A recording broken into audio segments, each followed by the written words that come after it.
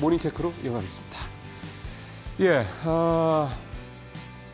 오늘 모닝체크 첫 번째 체크 사항은 역시 이제 어제 우리 상황 얘기를 안 할 수가 없습니다. 45년 만에 비상계엄 선포, 그리고 6시간 만에 해제.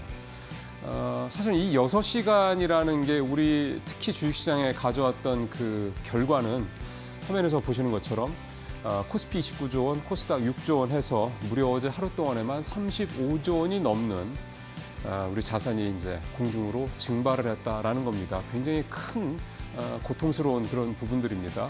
또 하나 더 큰 거는 또 상처를 또 입었다. 그러니까 내 자의가 아니라 내 판단의 실수가 아니라 뭔가 제3의 또 다른 누군가에 의해서 이렇게 큰 어떤 내 자산의 손실, 그다음에 내 마음의 상처를 입었다. 이게 사실 어제 우리 시장에 나타났던 가장 큰 특징이었다 이렇게 좀 볼 수가 있겠습니다. 외국인들 4천억 넘게 팔았고 환율도 1,410원을 또 찍었고요. 다시 이제 시장은 이제 경제 펀더멘탈이라든가 기업의 실적이라든가 이런 시장의 어떤 가장 기본적인 부분들이 아니라 시장 외적인 어떤 외생 변수, 즉 정치로 다시 좀 흘러가는 그런 모습들이 좀 나타나고 있습니다. 과거에 이제 비상계엄 사태 때 이제 시장에 나타났던 변화, 가장 최근 사례만 놓고 본다면 박근혜 탄핵 때 우리 시장이 마이너스 3% 하락을 했던 거고, 그 전에 노무현 전 대통령 때는 11%가 떨어졌습니다. 이번에는 어제 뭐 확인을 하셨습니다만 2%가 안 되는 1%대 이제 하락률을 보여서 비교적 과거 비상계엄 사태 때보다 또 아니 과거 이런 탄핵이라든가 이런 상황 비상 상황보다는 시장의 충격이 덜하긴 했습니다만, 이게 이제 탄핵이나 이런 거에 비해서 탄핵이라는 건 어떻게 보면 국내적인 측면이 좀 더 강하지만 비상계엄은 또 밖에서 바라보는 시각이 또 크기 때문에 이런 점에서 봤을 때는 비교적 뭐 선방했다는 표현은 좀 그렇긴 합니다만 그래도 시장에서 걱정했던 것만큼 충격이 크진 않았다 이렇게 볼 수가 있겠습니다. 다만 이 대외 신인도 문제는 계속해서 걱정스럽습니다. 우리가 명세기 10대 무역 강국인데 이런 나라에서 어떻게 비상계엄이라는 이런 예상치 못했던 이런 좀 불확실성을 좀 만들어내는 이런 상황이 발생하는 이런 것들이 이제 해외에서 바라보는 우리의 가장 큰 우려가 좀 될 것 같은데, 아무래도 좀 이 시장이라는 게 이제는 뭐 국내, 그러니까 이를테면 우리 시장이 우리만 해결되는 문제가 아니라 전 세계가 다 연결되어 있는 걸 감안할 때 결국 이제 해외에서 바라보는 우리에 대한 시각, 이게 근본적으로 뭔가 큰 문제가 있다라고 보지 않기를 그나 바랄 뿐입니다. 결국 이제 이런 불명예스러운 일은 발생을 했지만 가장 중요한 거는 이런 대외 신뢰도를 빠르게 회복할 수 있는 이 조속한 문제 해결이라고 볼 수가 있겠습니다. 날아간 35조 원에 대한 책임도 분명히 소재를 밝혀야 될 것 같고요. 무엇보다도 우리 경제가 한국 경제가 그렇게 만만한 데가 아니다라는 걸 보여줄 수 있는, 또 한국 사람들의 능력이 그렇게 가볍지 않다는 걸 보여줄 수 있는 조속한 해결, 이런 부분들이 우리의 남은 또 하나의 과제다 이렇게 볼 수가 있겠습니다. 자, 두 번째 체크를 해보죠. 역시 이제 비상계엄 관련된 내용들인데요. 어제 이제 이렇게 미국 대사관에 이런 홈페이지에 이런 신호가 떴습니다. 이제 얼럿이라고 돼 있죠. 영국도 그렇고 미국도 그렇고 한국을 방문하는 자국민들, 또 한국을 방문하려고 하는 자국민들에 대해서 한국 여행주의보를 발령을 했습니다. 이게 참 불명예스럽습니다. 대한민국이 정말 이런 여행주의보, 여행경보가 발령될 나라냐 이런 생각이 들 정도로 참으로 안타까운 일이 좀 발생을 한 건데요.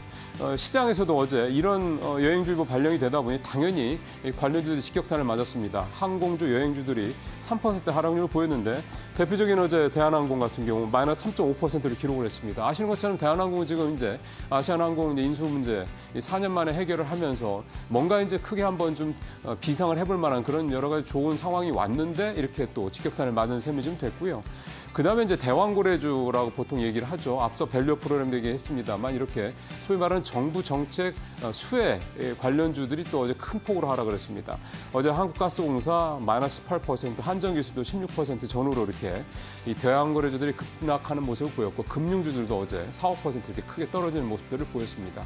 1년 내내 좀 공들였던 밸류 프로그램이 이번 비상사태 때문에 뭔가 좀 찬물을 끼얹는 게 아닌가 이런 우려도 좀 드는데요. 이런 상황들 오늘 계속 이어질지 여부 또 잘 좀 봐야 될 것 같습니다.